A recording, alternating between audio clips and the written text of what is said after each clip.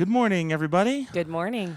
Welcome to Morning Breath for today. We're going to recap some of the cool shows that we've played in a very specific category, the open mic. We're going to talk about that and why every self-respecting musician out there hitting the road should do them as much as possible. Absolutely. We still do them. We love them. We've had some incredible experiences. Yeah. First and foremost, if you're just starting out as a musician, they're a great thing to go do. I teach some voice lessons, and I always encourage my students to get out and do open mics as much as humanly possible. That's where I met the band members to my very first band back in Arizona. It's a great way to just practice and test out new material, network, get some different gigs, be humbled. Get over your stage fright, too. They were a great trial by fire way of getting started, regardless of what it is. If you're just a musician, do jam sessions. They're very similar, or jam nights. They're very similar. You just go and sign up.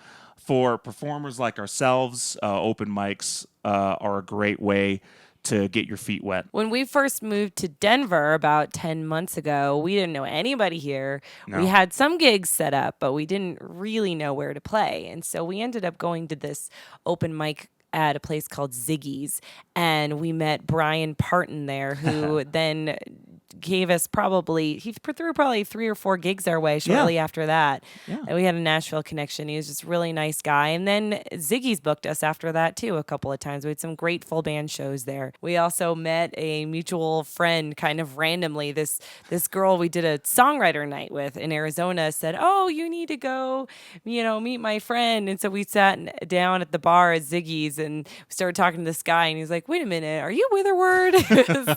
That was the guy. Just totally random. We've played open mics here. We played the big famous one called the Meadowlark, and that we didn't even play. We waited 4 hours and we did not make it down the list in time to play. But we met some awesome people that we still keep in touch with, some great band people that we want to network with around town and stuff. Yeah, so even the ones that don't pan out, you'll often get something out of them. So don't be discouraged if that happens to you. Yeah, one of our best audiences was at the Swallow Hill open stage. That's a great one. Yeah, It's it was really just fun. Packed room. Everybody was totally silent the whole time. Very supportive. Great group of people. They invited us to come back and do the best of later, which was also really fun. Yeah, that was very fun. We've never gone to an open mic and been like, well, that was a waste of time, because it's never that, That's true. even when you think it is. Yeah. One of the best reasons to do it is to just get more time on stage. And maximize your experience. If you're a Yeah. musician, you're going to an open mic, talk to people, talk to different people. Olivia Blue, we met her in an open mic, and we did a show with her later, and she's just this incredible musician. It's great to be in a networking circle with her in Colorado, as well as Rob Barnes and Brian. and Brian Brian Parton. Parton. Yeah, and so talk to people, and you, if you're looking for bandmates too, if you're looking to jam with people, I mean, you just never know. When you go to an open mic, you got to talk to the other musicians, because that is where your experience is going to be the best for you. Talk to the bar staff, talk to the host, talk to if the owner of the club is there, find out how to get booked there on another night. You'd be surprised at what you can get out of it. Like, you may think, "Oh, I'm too small time," or whatever. No, maybe not.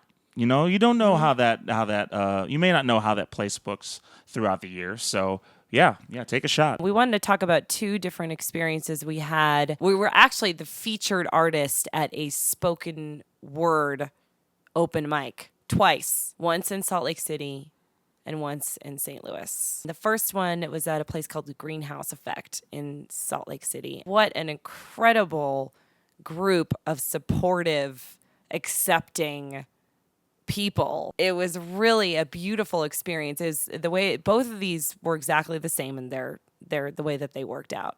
It was the first hour was an open mic, and then that second half hour we went up and featured, and then the third hour was more people doing their open mic, and everybody was just sitting and listening and supporting and clapping. I mean, it didn't matter who you were. I mean, I think they feature a lot of artists that that stop through on the road. What a great way to get people out there and speak what's on their mind. I noticed, especially at Greenhouse Effect, that there was definitely a community that was built around this night. Like they had kind of their own language, their own fun words and They things had, like, that they all do. cheers and chants and Yeah, it was really cool. You had people who had been up there before doing other works. They were well known to the audience. That was really cool to see, because I don't know if you've ever been to a spoken word night. I had never been. Nope. And it was really fun to see it happen. Like, that's the one of the performance arts that you don't really hear enough about. So it was cool to see a community of people that were encouraging spoken word and poetry as well as performing music. So And of all levels too. I mean, some of these yeah. guys, that's how they make their living. I mean, Yeah. they get paid to travel around the country as spoken word artists, and some of the other people, it's their first time doing it. Yeah. And they'll be just as supportive and just as encouraging as both of that, and the audience will love you just the same. I mean, Yeah. it's impressive. It's really cool. It was really a beautiful experience. Tell us a little bit about the Word Up experience, Ed. We went back to St. Louis, which is my hometown, performed, again, as Ash said, an event with a format very similar to Greenhouse Effect. Performers of all kinds, spoken word, poetry,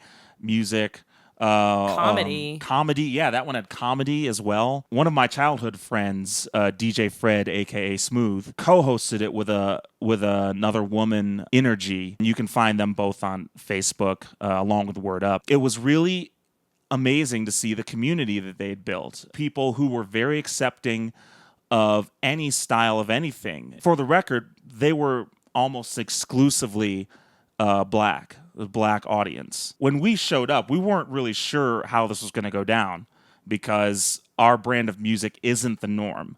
We're an indie folk duo Yeah.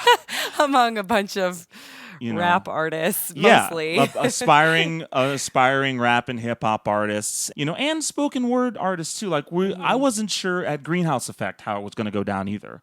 So that wasn't exclusively a genre thing, but there was a foreword given by DJ Fred to Which was everybody. actually really beautiful, because, like Ed mentioned, he's one of his childhood friends, and so he made a very tearful introduction and asked everyone to have an open mind about what they were about to experience, which he didn't really even need to do. It seemed like they just do that there anyway, but it was really moving, the whole thing. That's true. Even before, people were coming up to us and saying, wow, we're really excited to hear what you guys sound like, and like, you sure?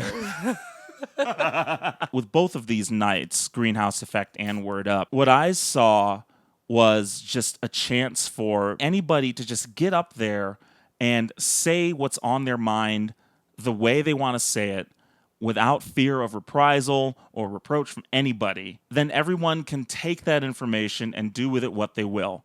I think that was especially important for Word Up in particular, because it was primarily a black audience. This is not the subset of black culture that's highlighted by the media or by anybody. The fact that they could get up there and just say whatever they want and be themselves is hardly mentioned at all in mass media or even by the public at large. This was close to Ferguson. Yeah, we weren't that far away. So, yeah, you can imagine how... how much it's needed. That's the kind of, these are the kind of things that, in my opinion, are what's going to help underprivileged and undervalued minorities like African Americans and Hispanics and whoever. This is what affords them a chance to be recognized as human beings. That's my personal take on it. And, that was the first time, for me personally, that was the first time going back home to do a show or to whatever, that I actually felt happy or hopeful about St. Louis. And I felt kind of the same way back at Greenhouse Effect too. I felt hopeful, like, wow, here's a group of people who are just being expressive and in the midst of, a very conservative state, Utah. This was not a conservative open mic. No, it wasn't. And so it was really important for both of these, that we were at both of these open mics, because it did really show us It shows us a different side of the arts that we don't see a whole lot, but a different side of society that we wish we saw more. That we were talking about the 60s and 70s and how these coffee shops opened up for people to come out and do spoken word and songs and I mean the songs were about freedom and love, and you could sing about whatever you wanted to sing about or talk about. Yeah, it was a way for people to get their frustrations out, especially in the 60s after World War II and the Korean War and the civil rights movement. I mean, you had all of these people who were able to express themselves about these things and help push them in a direction of peace or unity or whatever you want. Open forums like this give everybody a chance to be human and express themselves. I think that's the closest form of being human, is being able to express yourself without fear of reprisal from anybody else. And play an open mic. Play as many open mics as you can.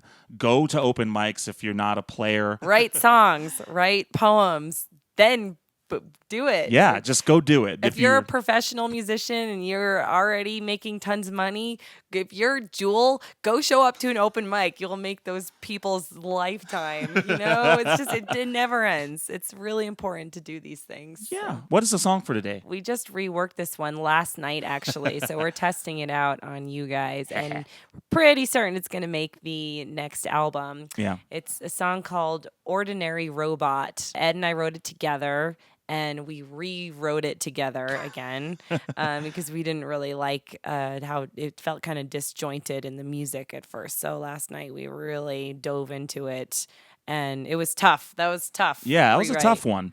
But I'm pretty happy with it, I think. Yeah, we'll play it a few times, and we'll see how it goes. You let us know what you think. Like if you listen to it and let us know how you like it. Without further ado, Ordinary Robot.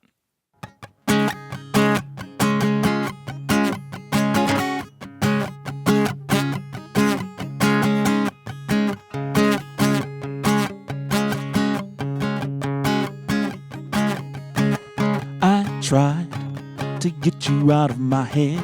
You lied to get me into your bed. It seemed just a little strange.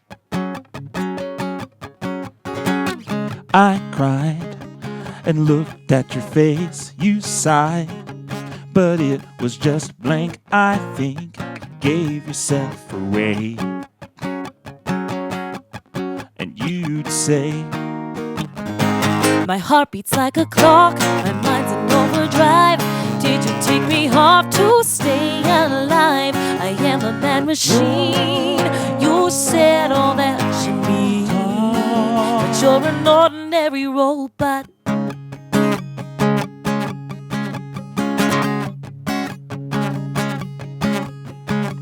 I found out what you are. The clues were there all along. The gears swept under the sheet. I'm not giving them back. I'll take all that you lack and make a chain from the teeth. And it seems my heart beats like a clock, my mind's in overdrive. Did you take me off to stay alive? I am a mad machine. You said all that you mean, but you're an ordinary robot. There's no extended warranty for everything you did to me. nothing's quite the same when it's broken from a frame. Bits and fragments on the floor, all you left and so much more. Look what I've become. Now you're not the only one. My heart beats like a clock, my mind's in overdrive. Did you take me off to stay alive? I am a mad machine. You said all that you need.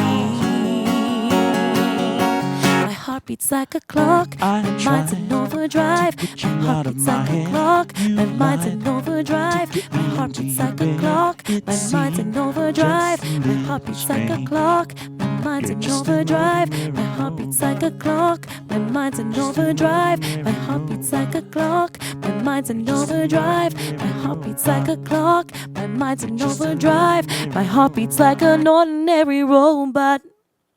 Thanks for watching. Thanks for responding. Please remember to like and subscribe on YouTube if you find this enlightening or awesome at all. Extra special thanks to our patrons for supporting us. If you'd like to become a patron yourself, go to patreon.com/Witherword. Just starting at $1 a video, you get some pretty cool perks for it, and we'd sure appreciate the support. We want to hear from you, as always, so please feel free to leave a comment or a video and send it to us, or just, call us on the phone or whatever. Just tell us what you think about all this.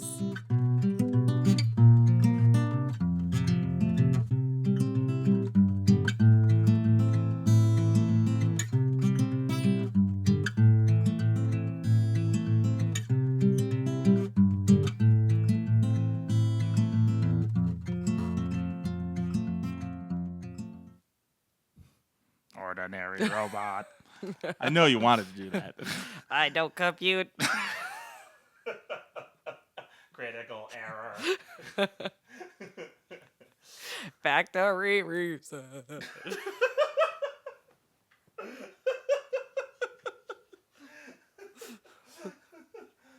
Robot stereotypes.